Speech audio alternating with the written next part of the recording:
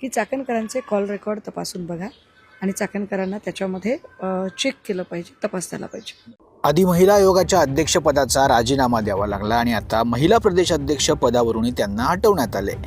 त्यातच आता रुपाली चाकणकर यांच्या अडचणी अधिकच वाढताना दिसत आहेत. या प्रकरणात रुपाली चाकणकर आणि दीपक केसरकर यांची चौकशी करून त्यांना सहआरोपी करण्याची मागणी उद्धव ठाकरे यांच्या पक्षाच्या उपनेत्या तसेच प्रवक्त्या सुषमा अंधारे यांनी केली आहे. या संदर्भात सुषमा अंधारे यांनी पोलीस अधीक्षक मुख्यमंत्री देवेंद्र फडणवीस यांना पत्र पाठवले.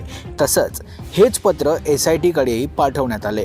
सुषमा अंधारे आपल्या पत्रात लिहितात, भोंदूबाबा अशोक खरात प्रकरणात रोज नवनवे धक्कादायक खुलासे समोर येत आहेत. सामान्य नागरिक म्हणून आमच्यासाठी ही बाब दिलासादायक आहे की या प्रकरणातील तपासाची गती चांगली आहे. वरवर पाहता हे प्रकरण महिला लैंगिक शोषणाशी संबंधित वाटत असले तरी या संपूर्ण प्रकरणाची व्याप्ती मोठी असल्याचं दिसून येते. या प्रकरणातील महत्त्वाची कडी म्हणजे शिवनिका ट्रस्टचे संचालक मंडळ. त्यामध्ये महिला आयोगाच्या माजी अध्यक्षा रुपाली चाकणकर यांचा सहभाग प्रथमदर्शनी संशयास्पद वाटतो. महिला आयोगाच्या सदस्य आशा मिरगे तसेच इतर अनेकांच्या माहितीनुसार चाकणकर यांच्या माध्यमातून महिला भोंदू खरात याच्या संपर्कात येत असत. ही बाब अत्यंत गंभीर आहे. साधारण 1 वर्षापूर्वी एक पीडित महिलेनं हे प्रकरण उघड करण्याचा प्रयत्न केला होता, मात्र त्या महिलेला आणि संबंधित पत्रकाराला दमदाटी करण्यात आल्याचं स्पष्ट होते. तसंच मंत्री दीपक केसरकर यांचेही खरात यांच्याशी निकट संबंध असल्याचं समोर येते.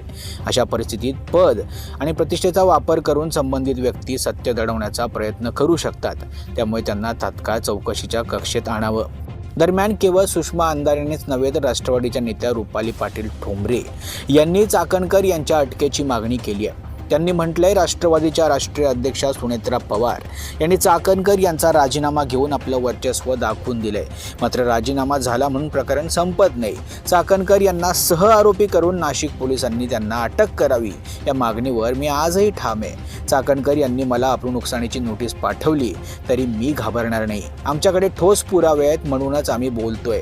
अशा नोटिसांना आम्ही अजिबात घाबरत नाही. त्यामुळे आता या प्रकरणात आगामी काळात काय काय घडामोडी घडतात हे पाहणं महत्त्वाचं ठरणार आहे. Bureau report, Maharashtra news 24.